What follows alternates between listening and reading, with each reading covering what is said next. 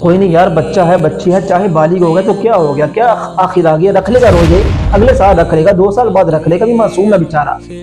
یقین مانے کہ جو والدین اپنے بچوں کے ساتھ دین کے معاملے میں نرمی کرتے ہیں وہ اپنے بچوں کے سب سے بڑے دشمن ہیں۔ میں یہ کہتا ہوں اگر آپ آج کا والدین دنیاوی لحاظ سے اپنے بچوں کو دنیا نچھاوری کر دے، اپنی جان تک نچھاوری کر دے، میں اس کو تب تک اس کا ہمدرد نہیں سمجھتا جب تک وہ انسان، وہ والد، وہ والدہ اپنے بچوں کے ساتھ دین کے معاملے میں سختی نہیں کرتے۔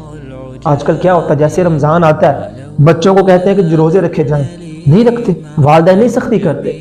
والدہ کو پوچھو یہ بچہ رکھ لے گا، والد کو پوچھو جی بچی ہے چھوٹی رکھ لے گی، کیا ہو گیا، بالغ ہو گئی ہے، 15 سال کی اگر ہو بھی گئی ہے، 17 سال کی، تو کیا آخر آ گئی ہے، رکھ لے گی۔ محدثین اپنے کتابوں کے اندر لکھا ہے کہ جب رمضان آتا تو صحابیات اپنے بچوں کو روزہ رکھنے کی پریکٹس کرواتی۔ بچے چھوٹے ہوتے تھے، بھائی بالغ نہیں، میں بالغ بچوں کی بات نہیں کر رہا، بچے چھوٹے تھے لیکن ان کو سارا دن بھوکا رکھا جاتا، سحری میں کھانا کھلایا جاتا سارا دن۔ اگر بچہ ضد بھی کرتا اس کو کھلونے دے کر ان کا ذہن بھٹکا دیا، ان کو کھلونوں کے ساتھ، ان کو کچھ دوسری چیزوں کے ساتھ ان کو کھیلنے دیا۔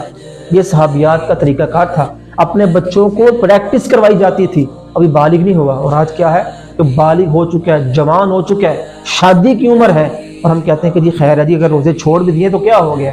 ایسا نہ کریں، آپ اگر ایسا کریں گے تو اپنے بچوں کے سب سے بڑے آپ دشمن ہیں، ٹھیک ہے۔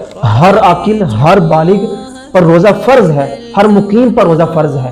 صرف 2 رخصتیں دی ہیں اللہ کے رسول نے، جو بہت سخت بیمار ہے اور جو مسافر ہے۔ اس کے علاوہ جو مقیم ہے، جو بالغ ہے، عاقل ہے، غریب ہے، امیر ہے، جو بھی ہے، اس پر روزہ فرض کر دیا گیا۔ اگر آپ کے بچے بالغ ہیں تو ان کو روزہ رکھوائیں، ان کے ساتھ دشمنی نہ کریں، وہ جہنم کے اندر نہ ان کو پھینکے۔